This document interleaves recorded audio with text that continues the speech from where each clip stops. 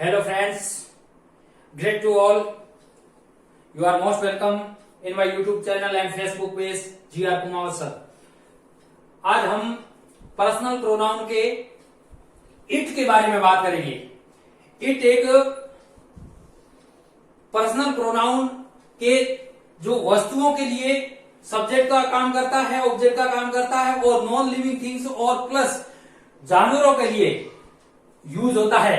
हाँ, एक बात जरूर है कि जानवरों के लिए इट का यूज किया जाता है, एनिमल्स के लिए, लेकिन शेर के लिए इट का नहीं, उसके लिए ही का यूज किया जाता है। थोड़ी ध्यान रखने योग्य बात है। तो आइए चलते हैं, हम स्टार्ट करते हैं। इट अपने आप में क्या है? इट सिंगुलर है और सिंगुलर के लिए यूज होता है। टाइम, टाइम का मतलब समय। अब समय के लिए सब्जेक्ट का कार्य कौन करता है? इट करता है। जैसे देखिए, it is 5 o'clock by my watch. अब इसका जब हिंदी में देखेंगे तो मेरी घड़ी में 5 बजे। अब यहां पर it is 5 o'clock by my watch. अब मेरी घड़ी में 5 बजे, बाई माई वॉच मेरी घड़ी में कितने बजे? 5 बजे। अब इट कहां यूज हो रहा है? इट का यहाँ पर यह इट का मीन्स होता है यह हिंदी में, लेकिन यहाँ कहीं यह रोल है नहीं। लेकिन फिर भी इनके सब्जेक्ट कॉम्प्लीमेंट के लिए, सब्जेक्ट के रूप में, टाइम शो के लिए सब्जेक्ट के रूप में जो यूज होता है वो है इट। जैसे इट इज 10 to 9। अभी कितना समय हुआ है? अभी 9 बजने में 10 मिनट कम है, यानी 10 to 9, यानी कि 8 बजकर कितने हुए? 50 मिनट हुए। तो ध्यान रखना, 10 to 9, 8 to 9। अब जैसे इट इज 10 past 10। अब ये कितना हुआ? 10 past 10, यानी 10 बजकर 10 मिनट हुए हैं। अभी समय क्या हुआ है? 10 बजकर 10 minute. It is quarter past 10। अब ये क्वार्टर का मतलब चौथा हिस्सा। तो घंटे में 60 मिनट होते हैं, 60 मिनट का चौथा हिस्सा सवा का मतलब 15 मिनट। तो 10 बजकर 15 मिनट, यानी quarter past 10। It is half past 10, यानी 10 बजकर 30 मिनट। आधा, हाफ यानी आधा, क्वार्टर यानी सवा।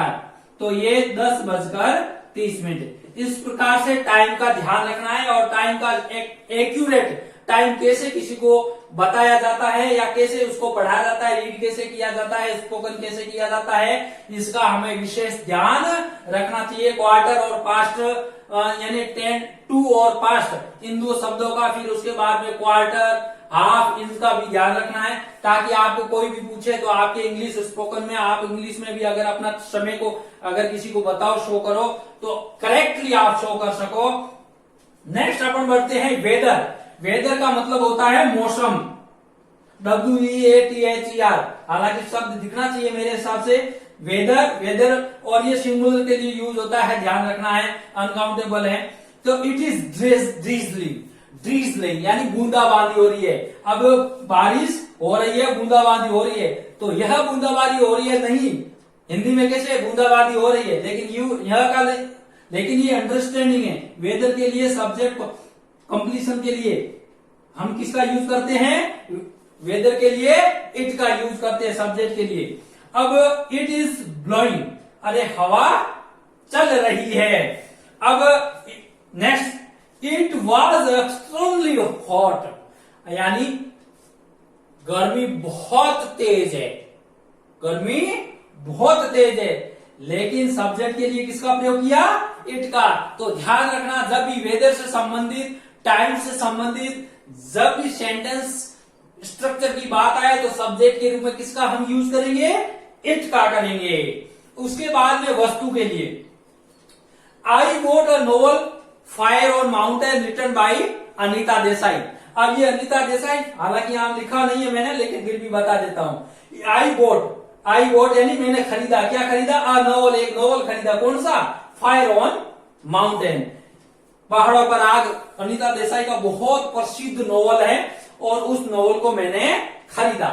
अब ये नोवेल खरीदा, ये बात तो ठीक है, लेकिन सेंस क्या है? It is very dear, it is very dear. अब ये इट आया, इस वस्तु के लिए किसका प्रयोग किया हमने? सब्जेक्ट के रूप में इट का प्रयोग किया। और it is very dear. Dear, dear का मतलब होता है महंगा। ध्यान रखना बच्चों, समझने के लिए जब भी डियर शब्द का यूज होता है किसी वस्तु के लिए या उसके, तो वो महंगे के रूप में यूज होता है। ध्यान रखना, डियर का मतलब होता है महंगा। और डियर यहां महंगा है और यहां पर ये एडजेक्टिव। उसके बाद में नेक्स्ट ऑर्गेनाइजेशन। कोई संगठन होते हैं, बड़े बड़े संगठन, तो उन संगठन के लिए एसोसिएशन या ऑर्गेनाइजेशन होते हैं। उस एसोसिएशन और ऑर्गेनाइजेशन जैसे शार्क है, दक्सेस है, बीबीसी है, और कोई ऑर्गेनाइजेशन है जैसे G20। ये जो ऑर्गेनाइजेशन है, जैसे यूनिसेफ है, ये क्या ऑर्गेनाइजेशन है, जैसे यूनेस्को है, ये ऑर्गेनाइजेशन है। तो इनके लिए इट का प्रयोग किया जाता है सब्जेक्ट। जैसे द बीबीसी स्टार्टेड ब्रॉडकास्टिंग इन 1937, यानी बीबीसी ने जो ब्रॉडकास्टिंग करना वो शुरू कब किया था? 1937 में किया था। अब इट इज, ये इट इज किसके लिए यूज हो रहा है? ये इट इज बीबीसी के लिए यूज हो रहा है। बीबीसी एक ग्रुप है, संगठन है, तो उस संगठन के लिए किसका प्रयोग कर रहे हैं? इट का। यानी कि ये बीबीसी संगठन है, इसके स्थान पर हम किसका प्रयोग कर रहे हैं? इट का प्रयोग कर रहे हैं, प्रोनाउन का यूज कर रहे हैं। तो it is an international news agency. उसके बाद में नेक्स्ट जो रूल्स है, टू प्लस वर्ब की फर्स्ट फॉर्म जब यूज होती है तो उसके लिए हम इट का प्रयोग कर सकते हैं। हम एग्जाम्पल्स के थ्रू समझते हैं कि टू प्रीच इज इजी, यानी उपदेश देना बहुत ही आसान है। अब टू प्रीच है, to preach is very easy, अब ये उपदेश देना आसान है। अब इस टू प्रीच के स्थान पर इसके लिए अपन क्या है? इट का प्रयोग कर सकते हैं। जैसे it is easy to preach, it is easy to preach. तो इट का प्रयोग करते हुए हम टू प्लस वर्ब की फर्स्ट फॉर्म के लिए हम सब्जेक्ट के रूप में इट का यूज कर सकते हैं। उसी प्रकार से देख लेते हैं टू प्रैक्टिस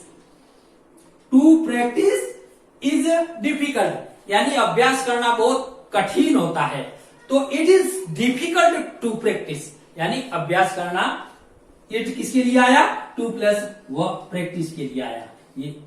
अब next, to run 15 kilometre per day is impossible. अब 15 किलोमीटर पर डे दौड़ना बहुत टेढ़ा काम है, तो इसके लिए अपन यूं भी कह सकते हैं इट का यूज करके, इट इज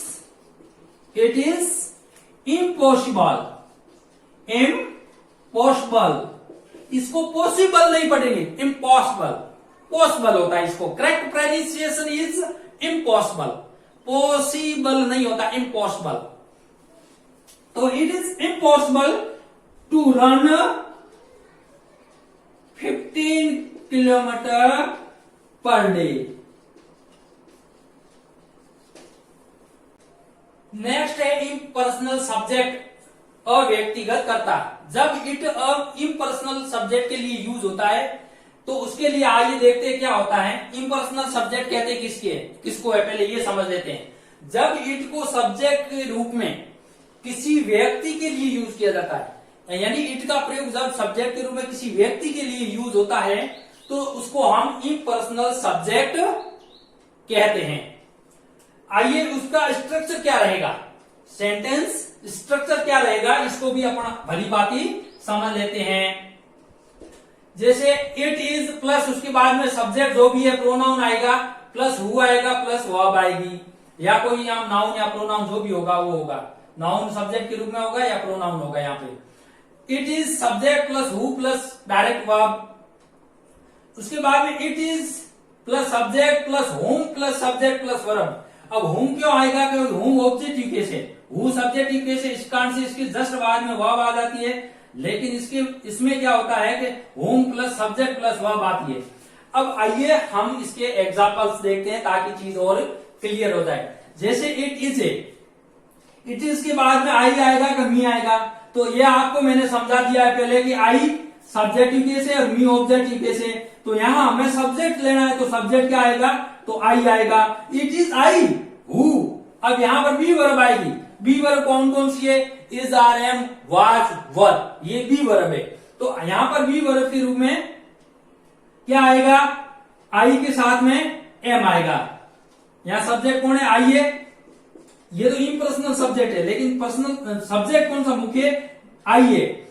अब इट इज, यहां सी आएगा कि हर आएगा? सी आएगा, क्योंकि पर्सनल प्रोनाउन हम पढ़ चुके हैं, सब्जेक्ट एज ए सब्जेक्ट और एज ए ऑब्जेक्ट। तो यहां पे क्या आएगा? It is C. यह वही है जो क्या किया है? बी वर्ब आएगी। अब सी के साथ में क्या आएगा? सी के साथ में आएगा इज।